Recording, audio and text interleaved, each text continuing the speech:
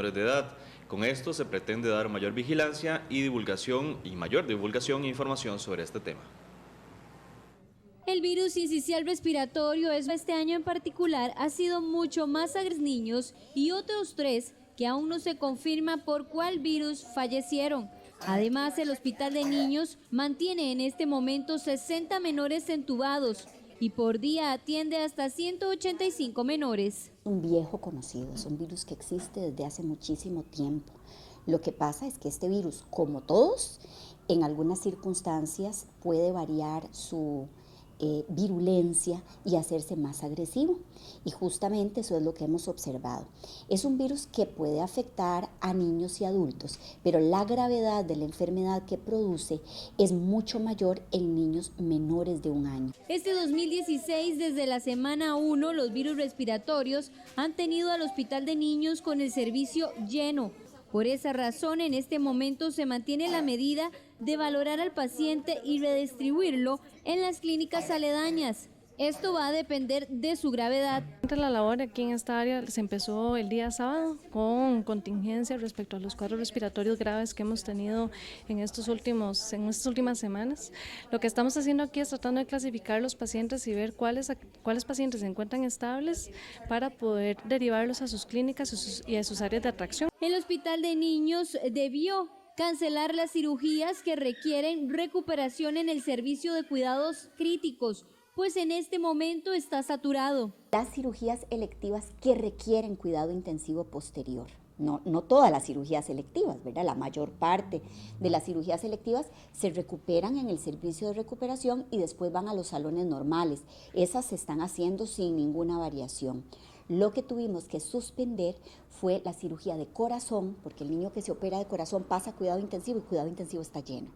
La cirugía ortopédica de columna, porque también la cirugía de columna sale para cuidado intensivo, y la cirugía de neurocirugía, que involucra invasión, ¿verdad?, del cráneo. Los niños más afectados son los menores de 1 año. Para hablar sobre ese tema nos acompaña Luis Bernardo Villalobos, decano de la Facultad de Medicina en la Universidad de Costa Rica, y la doctora Olga Arguedas, directora del Hospital Nacional de Niños, por línea telefónica. Ella, bueno, estaba de camino hacia acá. ¿Por qué tenemos que declarar una alerta sanitaria? Vamos a ver, el virus sincicial se presenta todos los años, pero este ha sido más agresivo. ¿Ante qué virus estamos enfrentándonos que genera ya el fallecimiento de un menor de 2 meses el sábado anterior? Doctor Villalobos, si usted nos puede explicar esto desde la perspectiva de la salud pública. Muchas gracias. Buenos días.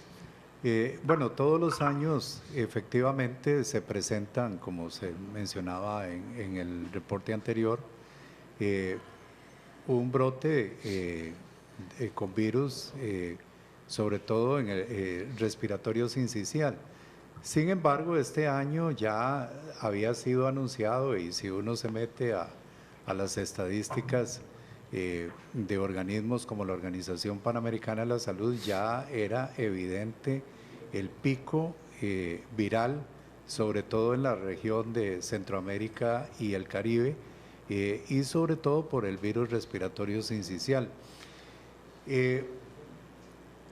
Creo que en nuestro país este confinamiento que hubo al principio de año, o más bien recientemente con lluvias y bueno, también el inicio de las clases y la relación, digámosle, que de casas poco ventiladas, con problemas también que los costarricenses a veces no nos acostumbramos a tener algunos protocolos como lavado de manos, el estornudo y la limpieza, digámosle, en general que debe existir en algunos sitios, sobre todo donde están menores y personas adultas mayores con algunas situaciones que les provoca, digámosle así, una mayor sensibilidad o vulnerabilidad,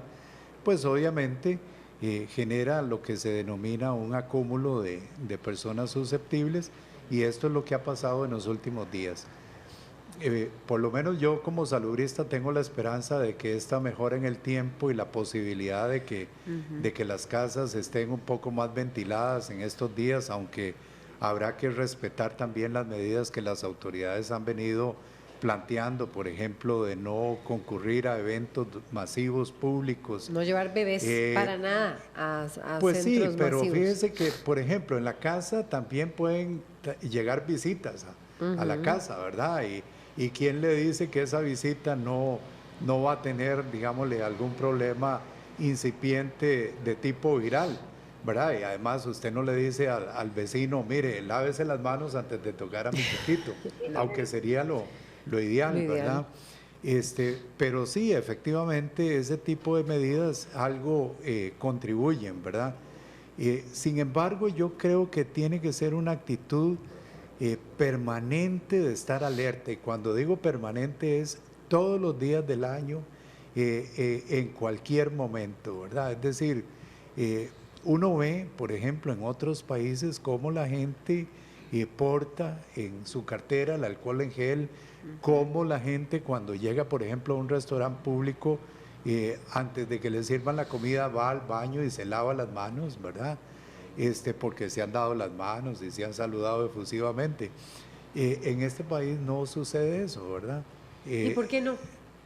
Bueno, yo creo que hay prácticas culturales que no se han insistido, o prácticas sanitarias que no se han insistido mucho, solamente se insisten en tiempos de epidemia, ¿verdad? O de brote.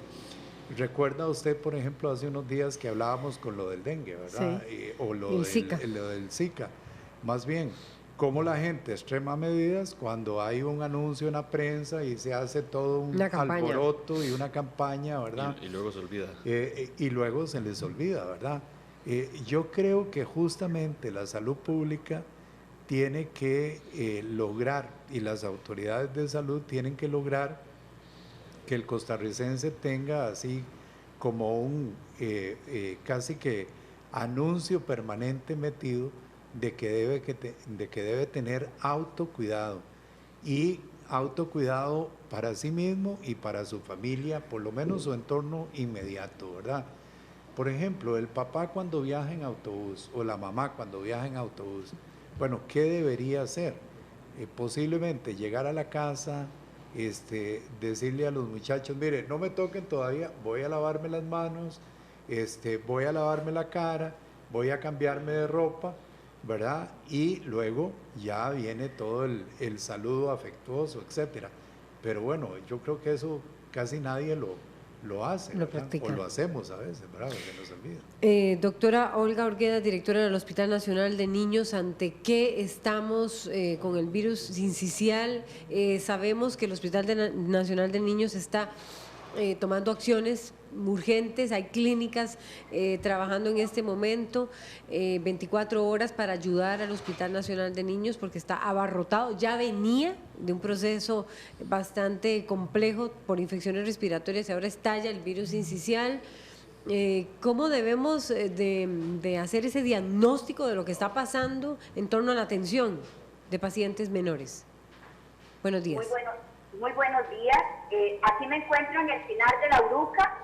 Mis disculpas por el error geográfico. Sin embargo, con mucho gusto de aportar la información. Estamos ante un pico de infecciones por virus respiratorio sincicial de inusitada severidad. Nos preocupa sin duda la cantidad de pacientes que se ven, que han sido en este año, cada una de las semanas epidemiológicas, mayores en números que en el año 2015. Sin embargo, más allá del aspecto cuantitativo, nos preocupa la gravedad de las infecciones que estamos atendiendo, que ha llegado a saturar nuestros servicios de cuidado intensivo y nuestro servicio de emergencia. Cuando usted habla de que, sí, no preocupan tanto las cifras, pero yo sí quisiera tenerlas, doctora Olga Arguedas, porque quisiera saber cuántos fueron, dice que es la semana con mayor cantidad de pacientes en relación con el 2015, ¿en cuánto lo superan? ¿Cómo son esos datos? ¿Cuáles son esos datos duros, sí, digamos? Mire, hospitalizaciones por infección respiratoria aguda grave hasta la semana epidemiológica 27 25, no es esta, es la semana precedente, tenemos 1.004 hospitalizaciones en el 2016 y esto excede en 376 casos a los pacientes que vimos en el año precedente. Cuando hablamos de pacientes en la unidad de cuidado intensivo, y aquí es donde hago énfasis en la severidad de los casos, de estos 1.004 niños que tuvimos que internar, 332 terminaron en la unidad de cuidado intensivo, prácticamente una tercera parte. Y esto llama la atención, es una severidad inusual. Cuando tomamos hasta la semana 25, año 2015, y lo comparamos con año 2016, hemos tenido prácticamente 150 ingresos más en la unidad de cuidado intensivo en el presente año que el año anterior. Decía, doctora Olga Arguedas, justamente el doctor Bernardo Villalobos, que hay un tema acá de que no hay tal vez una cultura de debido cuidado, doctora, de parte de las personas, de las familias. ¿Está usted de acuerdo con eso? ¿Hay que hacer un llamado de atención a la gente para que te pongan más atención a las medidas de prevención? Sí, claro, un cordial saludo al doctor Villalobos. Coincido completamente con su recomendación. Las medidas de higiene y prevención de infección respiratoria, y que también son útiles para enfermedad diarreica y otro sinnúmero de enfermedades, deben aprender a ser incorporadas como hábitos en nuestra vida y no como reacciones transitorias cuando hay un brote o cuando hay un pico de una enfermedad. Yo creo que esto tiene que ser una experiencia aleccionadora para la sociedad costarricense. Doctora Arguedas, ¿qué implica una alerta sanitaria? Mire, una alerta sanitaria fundamentalmente implica un llamado de atención y una difusión mediática mayor para concentrarnos en acciones preventivas. Yo verdaderamente aprecio muchísimo que el señor ministro de Salud nos haya apoyado emitiendo esta alerta sanitaria, porque no nos podemos conformar en el Hospital de Niños con atender los niños graves que nos llegan todos los días. Tenemos que dar un paso más allá y preocuparnos por prevenir. Y me parece que la alerta sanitaria justamente es un espaldarazo en el área de prevención. Estamos hablando de que será necesaria una declaratoria de emergencia después de esta alerta sanitaria. ¿Lo ve usted así? ¿Qué tan grave y tan crítico es esta situación del virus sincicial? ¿Y por qué este virus es más agresivo? Mire, las razones por las cuales el virus es más agresivo no las conocemos. Se especula que el virus respiratorio sincicial puede desarrollar en algunos momentos y en ciertas ubicaciones geográficas factores de virulencia particulares que lo hacen producir más destrucción en los tejidos de los bronquiolos y de los pulmoncitos de los bebés. Sin embargo, esto no lo hemos verificado científicamente con los aislamientos de virus respiratorio sincicial que tenemos en el hospital. Estamos en el proceso de hacerlo. Por otro lado, yo le digo que la declaratoria de emergencia dependerá de la evolución que tenemos en las siguientes semanas. Nosotros valoramos la situación día a día. El día de hoy le puedo decir de que a pesar de que ayer nos sentimos contentos porque amanecimos con solo 3 chiquitos intubados graves en emergencias, el día de hoy pues nos sorprende la mañana de nuevo con gran preocupación porque nos amanecieron 8. Bueno, tenemos que esperar y ver cómo evoluciona. Yo guardo cierto optimismo porque ciertamente, revisando las estadísticas de los años precedentes, durante las vacaciones escolares, prácticamente no disminuyen las infecciones graves de las vías respiratorias. Esperemos en Dios que tengamos ese comportamiento en los siguientes días. No lo podemos garantizar. Y ya para cerrar y venirnos también con esta pregunta del doctor Villalobos, decano de la Facultad de Medicina de la UCR, ¿no es un poco contradictorio pedirle a los madres y padres que no vayan a sitios donde hay aglutinaciones de personas cuando estamos en periodo de vacaciones? ¿No es un poco difícil? ¿Será por eso que no se va a poder controlar? ¿Se va a hacer más difícil este llamado en pleno proceso de descanso? Mire, yo le diría lo siguiente: el pasear no implica ir a sitios aglutinados. De hecho, los psiquiatras insistimos mucho con los papás en el sentido de que vuelvan a la naturaleza, vuelvan a los paseos familiares más sencillos y el llamado que estamos haciendo es evite excursiones a supermercados, centros comerciales, ceremonias religiosas multitudinarias, conciertos. Por esa razón, no me parece que la recomendación sea incompatible con la realidad vacacional. Muchas gracias, doctora Arguedas, directora del Hospital Nacional de Niños. Don Luis Bernardo Villalobos. Bueno, yo quisiera también hacer otras precisiones. Totalmente de acuerdo y un saludo para nuestra amiga y colega, la doctora Arguedas. Primero, yo creo que hay que mirar también algo que no ha estado en la discusión, que es la variabilidad ambiental o el cambio climático. Es decir, cómo está afectando esto con los cambios en la composición de los virus en general, ¿verdad? O de no solo de los virus, de cualquier agente, digámosle, patógeno. Y esto obviamente tiene que ver con las características de lo que se llama virulencia, es decir, capacidad de generar infecciones más severas, y letalidad, capacidad de producir incluso muerte, ¿verdad? Entonces yo creo que hay que ver también esto. Hay que ver también cuáles son las características de las personas afectadas. ¿Será que al hospital de niños está llegando personas con una capacidad, por ejemplo, económica, con unas características de la vivienda, que viven en ciertos barrios que tienen marginalidad, etcétera? Eso también habrá que verlo y posiblemente, estoy seguro, que el equipo de la doctora Arguedas y ella ya están haciendo este análisis epidemiológico.